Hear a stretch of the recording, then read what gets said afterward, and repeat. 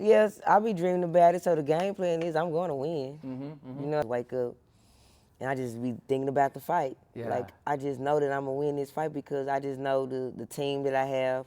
I know I've sold a lot of tickets to that fight. That's how they knew I was a big ticket seller here. I'm a better boxer than I am brawler. Yeah, because when I was coming out and I had my hand down and my legs started shaking. Oh, man. And it has never, ever done that, ever. And I was, you know Mulan, right? Little yeah, Mulan? I spar her. She gives me good work.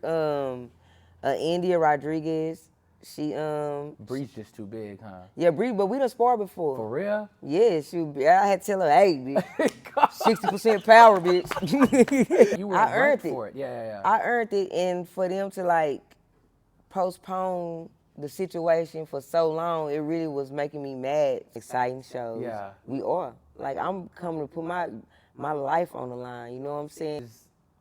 July 11th, live in Madison Square Garden on Amanda Serano and Katie Taylor 3 undercard. Lifting that much. So that opponent, you definitely got the range and reach on her, yes, your opponent? What? Yes. So she's going to have to, you see her being a little bit more aggressive, kind of pushing forward? I think so. And that's and what they don't know is that's pretty much what most of the girls here in Dallas fight. You know what I'm saying? So if she do that, she's going to be tailor-made just for me. You know what I'm saying? And that's a unification bout. Yes. Nice. That's dope. Well, you know, just by way of some type of introduction, you know, IBF bantamweight world champion, about to compete for a unified title bout. Just got signed by MVP Promotions. Shurretta Metcalf, aka Chiccn, aka the real Slim Goody. Her, the Triple D fight queen. Come on. Yeah, well, I appreciate you coming on. Welcome to the Good Fight Podcast. It's called the Good Fight Podcast. I really am leveraging that from 1 Timothy. You know, fight the good fight, the good fight of faith, right? And as I've been doing the boxing things for so many years, I've been able to see just how much what you learn from boxing translates into real life. You know, you got to be prepared. You learn, at least at some point, it ain't no more get it how you live. Yes. It's like prepare. Yeah, everything is a preparation. Yeah, and it takes experience, it takes training, it takes IQ, it takes physical strength, because, you know, life itself takes a toll on your body. And so I've seen just so much how what we train for in boxing and what you get out of it, you know, has a lot of similarities to, you know, being out there in life and being able to fight that fight too, if you will. So really, when I bring people on, it's more so I want them to hear from you. I want them to be motivated by your story, be encouraged, be inspired, because your story inspires me. Like I'm 38 years old, and I feel like I haven't even started to accomplish what I wanted to accomplish, because I started late in life. Yeah. You know, from the age of 15 to 24, I spent most of my life in the streets just getting in trouble. And then I turned 25, I'm like, man, it's time for me to turn it around. And so I feel like I got a late start. But here you are, started boxing at 28 years old. Yes. Is that correct? Yep. Didn't even have the amateur background? I only fought probably like, I'd say between 10, 12, like it's somewhere up in there. I didn't have that many. Yeah. But I started from underground boxing. Man. And then 28, got your first pro boxing bout. Got about 20 pro fights now, right? And here you are, world champion, about to fight for a unified title match. Yes, on one of the biggest women's historic cards. And so when I'm like, man, it ain't too late for me. It ain't too late for me either. Man, you know? Say, a lot of women have just reached out to me in my inbox who I don't even know, and they just follow me and tell me how much like inspiration I am to them, you know? And I really do like that, because at first, I never really just told my age. I would just be like, I'm 29, 30, because I can get away with it. Right. I look it, you know what I'm saying? But as I see that once it start coming out, you know what I'm saying? It's encouraging. It's encouraging, yeah. Then, like, you can't really say too much now, because you can pretty much Google me now, and it's going to tell you everything about me. Because I'm just like, look, I'm 38. Ain't too late for me to see my dream finally fulfilled. And then I start thinking about some of the entrepreneurs, the successful individuals in life, that if you really look at them, some of them didn't really get their meal ticket or finally figure it out until around our age anyway. Yeah. So I'm just like, that's a beautiful thing to be where you're at now. And it's like, this unification bout that you have coming up, how do you see that playing out? Like, what is the actual game plan? How do you see that ending? Any predictions just when you think about it? Do you dream about it? Yes, I'll be dreaming about it. So the game plan is I'm going to win. You know what I'm saying? I ain't going to give you the whole game plan on the thing. But one thing everybody knows, I'm going to create the distance to where I'm a frustrator. Yeah. You know what I'm saying? And I've been imagining me holding all the belts and everybody taking pictures with me because people hype her up. Like, she is a good fighter. I can't take that away of what she done achieved and what she has accomplished. But she ain't never fought nobody like me. Never, you know what I'm saying? In the outcome, holding the belts, taking the pictures, I always ask this question because of my background in sports psychology. Because they say that visualization and imagery is a big part of what makes so many people successful, at least from an athletic performance standpoint. Yeah. So do you play out in your head like the actual fight itself? I do. I actually picture her, like I wake up in the middle of the night because I'm so eager for this fight. It's just like my mind is not stopped going. You know what I'm saying? I can sleep, but I can just wake up and I just be thinking about the fight. Like, I just know that I'm going to win this fight because I just know the team that I have. I know the skills that I have. And, you know, I just feel like she hasn't fought nobody like me. You know what I'm saying? I'm not going to sit right there because she's a strong fighter. Right. But everybody she fights is right there in front of her. You can't hear what you can't see. Pretty much. What would you say your biggest strengths are? My jab, for sure. My footwork, to be able to throw the jab backwards, forwards, on the move. All that, I can do that with my jab. And a lot of people can't do that. They got to always set it up. I don't have to just set mine up. It's already set to throw. If I got it down here, if I have it up here, you know what I'm saying, it can be thrown. Your 20 pro fights, you've got a lot of experience that's come from that. Because that first fight, that was 2016 at the Gas Monkey, right? I was there. You don't remember, but I was there. Okay, you probably was going for Samantha at that time because everybody knew her. Yeah, a lot of people, because she's the police officer. You know what I'm saying? But actually, I've sold a lot of tickets to that fight. That's how they knew I was a big ticket seller here. Because who else was on that card? Was Eddie Vasquez on that card? I can't even remember. I just know, because I didn't really know him at the time. I know him now because we were both signed to DeBella. But y'all went to New York together, right? Yeah, and even before then, I just knew who he was because he's a good fighter. But the dude from West Dallas, the heavyweight, Corbin. He was on the card. Was that a Montoya card? No, it was a big card promotions. That was with Derrick James' brother, Ahmad. Right. Yeah, because we've also met before on a Montoya card. At the Bomb Factory. No, that was Kingdom Boxing. He was just somebody working. Oh, that's right. He was just a coordinator. Are they still doing it? Or? No, they're not doing it. I guess they had some other issues, personal issues. I guess just, you know what I'm saying, just going on. So they didn't really just have the card on no more. Yeah. Well, I mean, out of all those fights, having started from underground, like when you look back at your underground and you look about how you fight now, do you see a big difference? Like there's some things you've learned and. Definitely. I definitely see the difference because, you know, I came from brawling. So it was just pretty much me just going there, I ain't scared, I'm finna fight you, pretty much. And so then I just started seeing this developing, being around certain coaches, you know what I'm saying? Thank God I've been able to be around coaches who was showing me that, hey, you don't have to brawl. You have the gift of length. You know what I'm saying? So you started boxing more. Yes, I started boxing more, so now I'm a better boxer than I am brawler. Yeah, because when I saw that, when I was watching that fight, that Yoshida fight, I'm like, I can't see her ever brawling because the way you control the range, the distance, the jab, the feet work, the even just having it programmed that after doing a little bit of something, get out, start somewhere else. Yes. You know, because I knew how she fought. Yeah. Her whole game plan is to just work. She'll eat whatever just to get in range and then throw, which was crazy because she really didn't do that this fight. And then when I watched the fight, because I was just like, why do people even think that she even won? Because, you know, some people were like, oh, I feel like she won and stuff like this. When I watched the fight, like, she should never get no power punches. They just look devastating, I guess, because of how my head was up sometimes on a jab or how my balance was maybe a little bit. Because she never hurted me in that fight. That's why it was obvious you was controlling that. Yeah, fight. she never hurted me like those punches.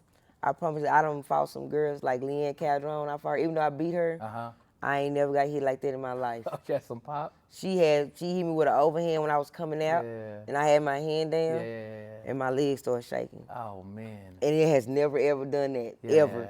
And I was just like, ooh, I hope I don't go down. But luckily, I just still stay calm and box. She'd have never hurted me. Who gives you good work in Dallas? I'm trying to think about, Mulan, Mulan, right? Little Yeah, Mulan? I spar her. She gives me good work. India Rodriguez, she Bree's just too big, huh? Yeah, Bree, but we done sparred before. For real? Yeah, I had to tell her, hey, bitch, 60% power, bitch. say, look, I had I had her. She come over here to see me before. She was on the show before, and she, every now and then she'll come through, and I was doing some pad work with her, and I had my young guys hearing them pop on them pad work. Yeah. God. Yeah. I was like, who come over here and want to get in work with Bree? Gear up. No. The dude looked at me like, nah. Heck no. That's what I'm saying. Like, shoot, I had to really much box her and try to break her punches. So she told me, she was just like, oh, your jab was getting on my nerves. I said, yeah, that's why I'm going to use you. Better get away from me. I kept popping the shit out that jab. Man, I ain't finna let you sit me with. Because I know she wouldn't never try to, like, hurt me. You know what I'm saying? That's my little baby. You know what I'm saying? Right. But she has good technique, like on rotation. She does. Man, she hit me with a hook. I said, I felt that. Yeah. And I knew that she didn't just sit on it. It was just boom. She sits on it. Yeah. I was one of those where I had to double up on the pads like yeah. this. Yeah. She sit on it. So on the title fight that you had, I thought I understood that they was trying to like take that opportunity from you or cheat you out of that opportunity. Did I feel like it? Yeah. No, like get in the fight. They was not trying to give you the fight. They wasn't trying to give me the fight. Why is that? I never understood that. I don't like. I guess that because you earned it, right? You were ranked for it. Yeah. I earned it, and for them to like postpone the situation for so long, it really was making me mad. To where was they trying to see if you were just gonna back out of it? Or? Yeah, pretty much, or didn't think that I was gonna press even more for it to where I got my lawyers involved. Because I feel like even my manager at the time was in on it. Because I'm just like, bro, CC me when you're talking to these people while you asking them why they're not enforcing the situation. And he wasn't even doing that. And he just kept on being cool about the situation. Like, dude, okay, she had a rematch clause after she fought Ebony. And I understand Ebony that. Bridges. Yeah, when she won the belt. Yeah. And so I understood that, you know what I'm saying? That was only for like 5 or 6 months. But after that, if you don't get the fight, it's supposed to be us, and we're both signed to the same promoter. So why is y'all acting like this is so hard to make? What happened to, why didn't she end up fighting Ebony Bridges again? Because the opponent for Ebony Bridges fell out. Got it. And at the last minute, like I hadn't got back in the gym right after the fight, because I think they called like a week or so, like maybe 10 days after the fight. Yeah. And this is what he told me. He said, hey, I told them that you're not going to be ready to fight Ebony Bridges right now. Your manager told him that? Yeah. Oh, man. He said you're not going to be ready to fight Ebony Bridges right now. So they picked me up. They went ahead and sent me over. And I was just like, I guess, but okay, you know what I'm saying? I was just like, maybe I won't be ready because it was just 20 days. Right. You know what I'm saying? And then I feel like that's unfair to try to go for it. But that's how they do her anyway, Ebony Bridges. They only give her people notices 3 weeks. But that's not what you do on a world title fight. I know it. You know what I'm saying? Yeah. So I was just like, nah, I ain't finna lose my opportunity, because that would be my only opportunity to ever go for a belt. Right. You know what I'm saying? And when I watched the fight, because I was there, I said, oh, I should have took this opportunity. I could have beat her in my worst shape. Man. Yeah, because Yoshida just killed her. If I killed Yoshida and I fight for that belt, and Yoshida went and killed her, oh, yeah. It so after that, you knew you were in line for that fight. Yes. It was taken forever. So how did you ultimately end up, like, forcing them to make I got my happen? lawyers involved to email them, letting them know, hey, we want the opportunity. Y'all supposed to be there and enforce the opportunity. You know what I'm saying? Because you know how the IBF works. I don't literally see the IBF mandate fights in 3 or 4 months. Yeah. You know what I'm saying? So it was just like, where's my opportunity? Especially if you have a mandatory. Now, if you don't have a mandatory, then they don't really just make the, you know what I'm saying? They don't really care like that, especially with women. So you get the fight. Obviously, you win. Now the whole narrative has changed for all of them. You upset all their plans, or? Yes, I guess I said I really like messed up their plans from when I won the first time. Yeah. You know what I'm saying? Because they were so mad about the situation of me pressing the issue to even get the belt. Yeah. I got 35 days to train for a world title fight. Yeah. And we're both signed to the same promoter, and we supposed to both like now how I'm fighting for unification, we getting 3 months. And a lot of fighters, when you're fighting for titles like this, you're getting 2 and 3 months to fight. You know what I'm saying? And I didn't get that. Man, but now the whole script done flipped. The whole script done flipped. You done got signed. You got the biggest opportunity in life to come home with what, 3 titles? What, 2 more? 2 more? No, 3. She has the WBO, WBC, and the Ring magazine. And then yours, so that's 4. Yes. Man, And then you know what's so crazy? They done made Yoshida my mandatory again. But see, so you win this, she comes, you beat her, like you already got what? A mandatory. Yeah, the next year lined up, basically. Yeah, pretty much, because you know when you fight for them belts, it's already a rematch. Yeah. And then I have Yoshida that I have to fight. We have to like let them know that we're gonna. I guess I don't know if I have to fight her October the 23rd, because that's the day I won the belt, or if they have the fight set before October the 23rd. So I don't know when we'll be able to post when we're gonna fight or whatever. Because now since I'm signing MVP, we have to see like what they're gonna do to fight or whatever. So you and Spence would probably be the 2 only unified champs out of Dallas, right? Yes. Man, that's history for It's real. literally history. Especially for women's boxing, right? Like what Jake Paul is doing for women's boxing, like you gotta give him his flowers. I tell everybody you gotta give him his flowers because, like, nobody's ever really gave women the platform that they deserved. Yes. I think up until he came along. He's really doing it. He's really showing them, hey, pay these girls. They're gonna put on exciting shows. Yeah. We are. Like I'm coming to put my life on the line. You know what I'm saying? Because they're paying us to do that. You know what I'm saying? And how they're even promoting us is great. Like I've never been promoted like this before. Like they put, he knows that he has a platform. He's taking pictures with us. Yeah.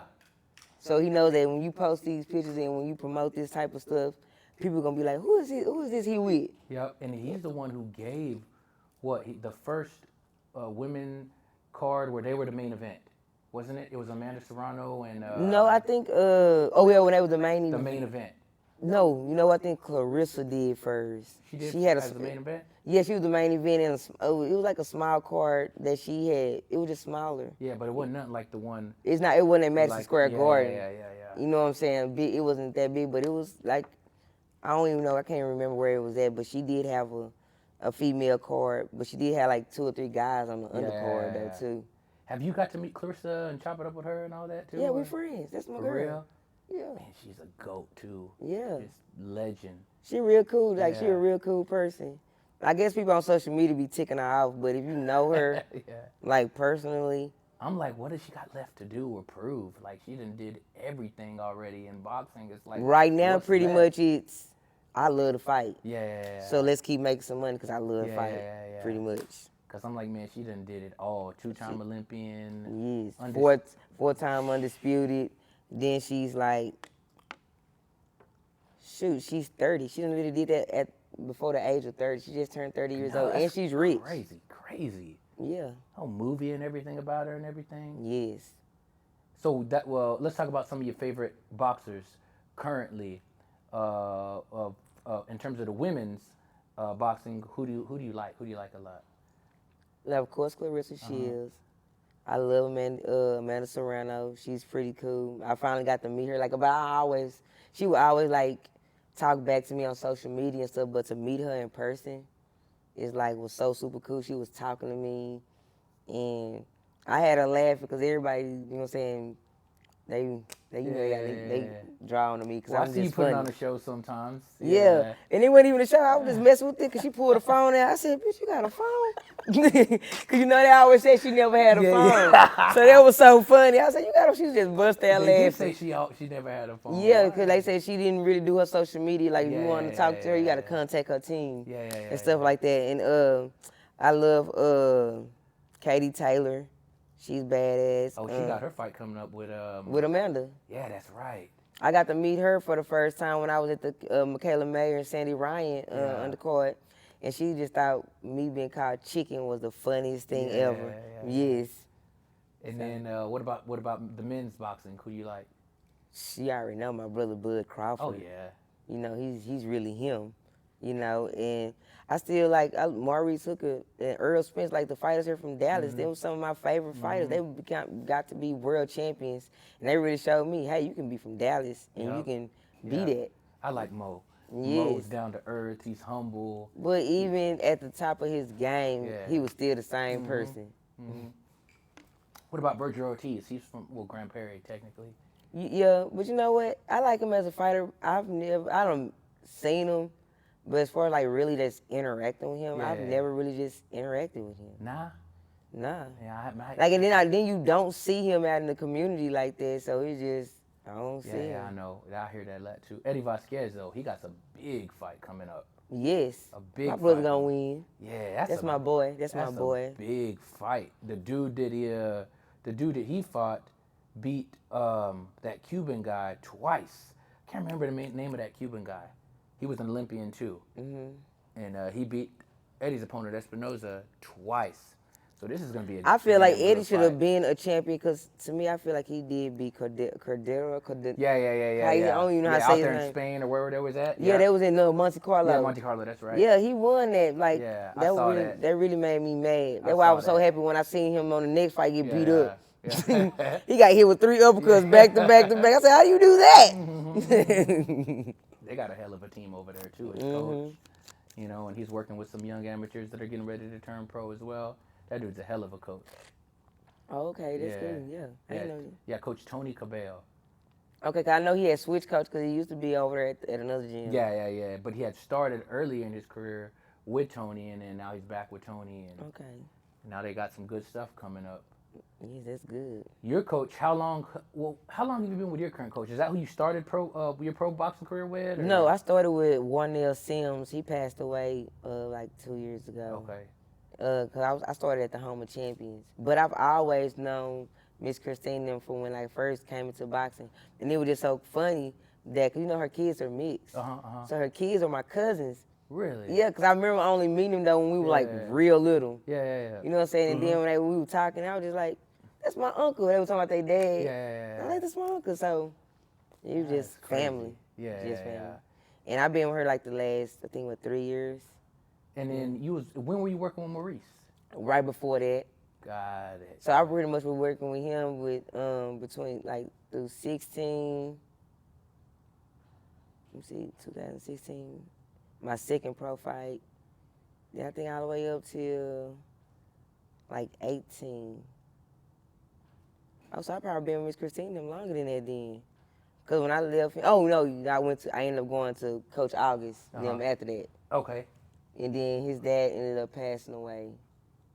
And so when I left from over there, then I was with Miss Christine. Got it. Yeah, it's a small world in boxing. That's what It is. I knew there's going to be a whole lot of people who was going to talk about that we know, and I'm pretty sure there's a whole lot more of them, but it's a small world for sure. You got you got kids, right? You got 2? 2 boys. And how old are they? 17 and 20. So they get to tell their friends and go to schools, Mama's the world champ. Mama's the world champ, yep. Definitely. I don't have so many teachers tell me, your son told somebody, my mama can beat your mama up. I'd be like, hey, bro, we don't need to be doing it, you know what I'm saying? Don't do none of that. I ain't got time to be fighting your parents and stuff and all this stuff because, hey, we don't fight for free. We do it for a fee. Yeah, for real. So your life before boxing then, what was you doing then? I pretty much working. I was a hustler, just doing me, take care of the kids. Yep. Boxing changed everything. Yeah, fight night type stuff, all that. And boxing changed everything. Yes. Boxing literally changed my life. I be telling people that. Like I just seen, from fight night, I just seen the doors open. I always just look at the bigger picture of things. I was just like, you know what?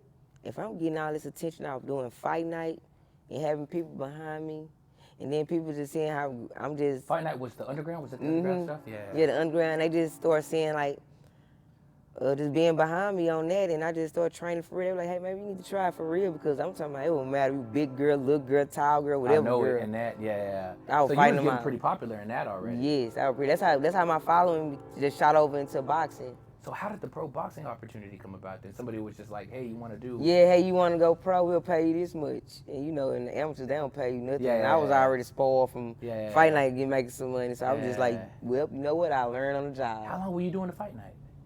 I started in 2012, and I say all the way up to like maybe like 14 or 15 or something. How many underground fights did you get to do when it was Probably like 100. Damn. Yeah, like 100, a For little real? over 100. I would fight like every week. Damn. Sometimes twice in 1 week. Jeez. Because then it got so popular to where other clubs was doing it. So you know me, I'm going to pull up. Damn, who y'all supposed to be y'all champ over here? Oh my goodness. And it was brawls. Brawl. I was straight brawling. Damn. Straight brawling. I didn't even know it was that many. Yes. I got a guy that trains with me. He's getting ready to make his debut in the bare knuckle fight championships. See, that's what I want to do. And he came from underground fights. Yeah. You want to do that?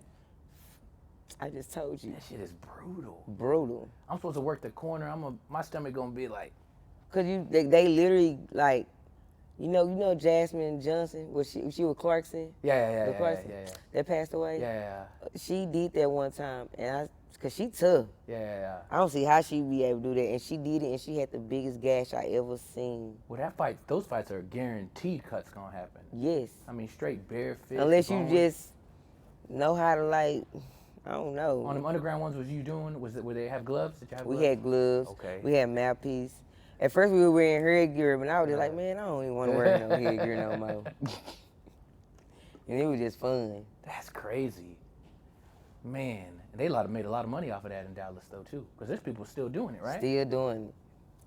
You ever go back and like show love or support or watch? Yeah, I always pull up. They always love for me because it's inspiration to other people. Be like, dang, she started her.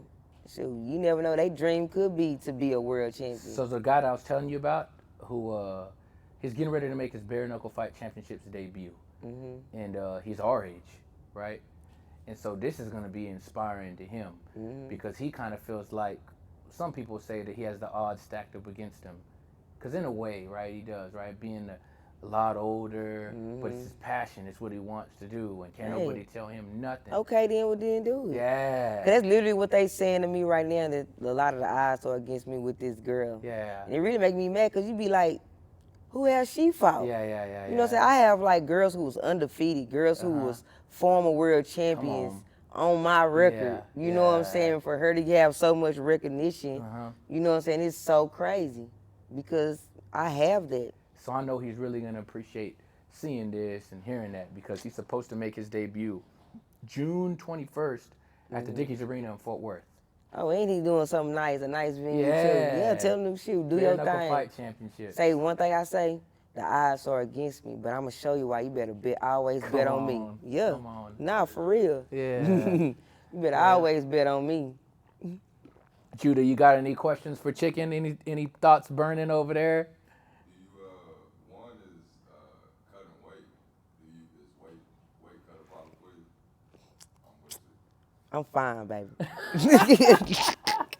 No, because me, right now, like literally doing camp, I have to eat a lot to stay big, because my metabolism, thank God, like people tell me that they be so mad because my metabolism is like freaking crazy. Like if I don't eat in a couple of hours, hell, I'll just lose a pound or two. Like I have to literally eat like a newborn. Do you ever come in underweight at the weigh-in? I would have on this last fight with Yoshida. I had to eat a big breakfast that morning because for some reason, I guess I was just so nerved, just ready to fight that my energy, like not my energy, but my metabolism was just going and going. That's why I weighed in at like 116.4. And I had a breakfast that morning. Can you weigh in too light? Yes, you can weigh in too light. Yeah, Yes. because commission will if its difference is too big, the commission will be like, nah. They'll be like, no. Yeah. I was already drinking my rehydration drink before we actually even weighed in. I was gonna ask you. You said I was gonna ask you, but I always ask every fighter that comes on about this. again, because the sports psychology shit that I do. Like, what is your pre-fight, pre-game strategy? What do you think about? Do you listen to music? Like, I listen to music, and I keep talking to myself because I'm like ADHD. Hey, look, I'm so crazy you said that. Because I got to keep reminding myself, hey, man, you got to keep doing this. You got to keep doing this. You know what I'm saying? Even when you fight, like, I have to tell myself and talk to myself. You know why I think that blows my mind right now? Because you said that? Well, because every time I have somebody on, we talk about the visualization, imagery. A lot of people do that. You play out the fight in your mind, and it turns out in the research that the top elite athletes do two things. One is they imagine doing what they were supposed to do, the combinations, the defense, everything. They just see it in their head, and then they play it out. But the other thing they do, which nobody on the show has told me they do that yet, but you now, it's called self-talk. Yes, and I gotta hear myself. I gotta hear it. So, yeah, I don't have my coach be like, "What you say?" I'm like, "No, I'm talking to myself."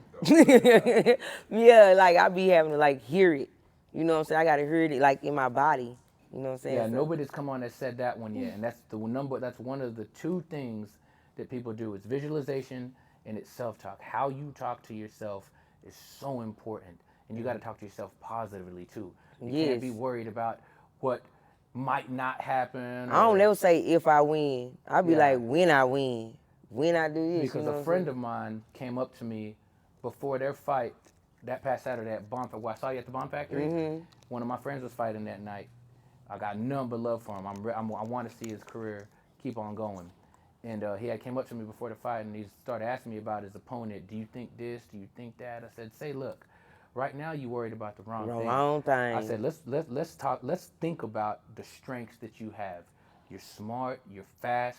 You're strong. We're not worried about what he could do to negate what you do. Now you done threw everything, all the training out the door, because now you over here worried about him. You gonna be. Now you ain't gonna do what you're good at, because the psychology also says that an athlete needs to focus on their strengths. What you do well, what you do really good, that's what you should be thinking about. As soon as you start thinking about what you don't do so good, it's gonna hold you back from doing what you do really good. do good. And so I told him that, and he was like, yeah, thanks, coach. He went out there and did his thing. I ain't saying it had anything to do with me, but it's just an example of, you know, how you think and talk to yourself before a competition is so damn important. It's very important.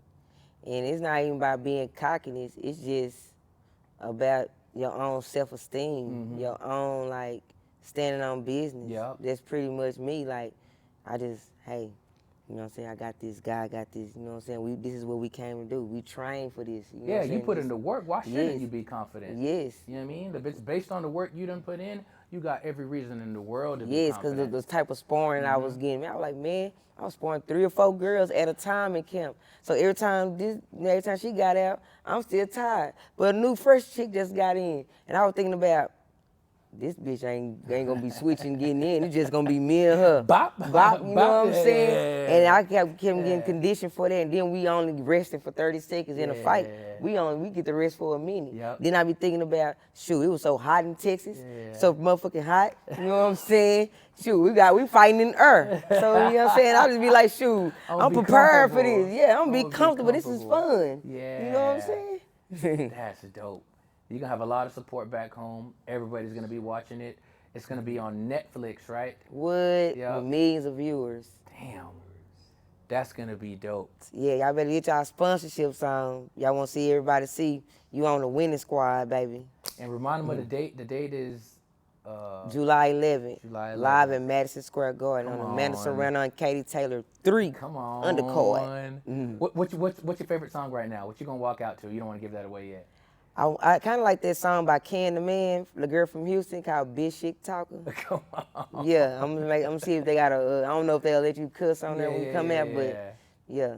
Let's go. Yeah. Say it's for my birthday, I'm gonna be like, come on. Yeah, you say. Thank you so much. Appreciate you coming on. Like I said, you're an inspiration to a lot of people. Even people like me, like I know that I got every reason to believe that I could still get out there and get it. Not for real. I know I could still have kids. My wife's pregnant right now, and I didn't think that I could do that because my oldest is 17, and I'm like, okay, shoot, we done. But hey, one thing I learned that is God give you things when you're ready and prepared for it. You know what I'm saying? Because I used to get mad about the other girls who, like, Ebony and them, they became world champions in like 5, 6 fights. Yeah. You know what I'm saying? I'm just like, they not even fighting nobody. They not even fighting the girls like us. Look at me putting in all the work, Yeah. grinding, sweating for years. Years and making years. Sacrifices for years. For years, you know what I'm saying, with my kids and everything, and while they're getting the, you know what I'm saying, the chance. But you know what? At that time, I probably wasn't ready. I probably wasn't mentally ready. Like right now, I know my mind. Like I know how to move in boxing. You know what I'm saying? Just period. And so I feel like, you know what? This is my time. So for these young ladies, these young girls coming up, because it still ain't locally, it still ain't easy for a lot of these girls. Yeah. They can't get. Some of them can't get fights, or they can't constantly get work, and it's discouraged. I've had girls I've trained to just discouraged. Some of them quit because it's like, well, I can't get no fights anyway, or I can't get no work anyway. Nah, I ain't quit. What would you say to them?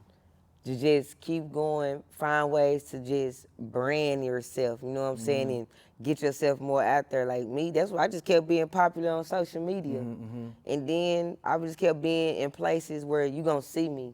It's all about networking, you know what I'm saying? So now I'm a part of different organizations now. I see you be everywhere. Yeah, everywhere. So now, one thing I know about promoters, you gotta sell tickets. Yeah. I'm selling the shit out of tickets. Yeah. You know what I'm saying? No matter where I'm at. When it's time to be views, like when I go to these schools, you seen what I was doing? I was making them kids Google me. So now everything gonna get views and people gonna see you gonna see views of it because everybody's gonna be following me. Like now since I got to Jake Paul, you Google me and now all type of stuff about me gonna come on. In any recent videos, I mean interviews and stuff I done did, people is watching that now.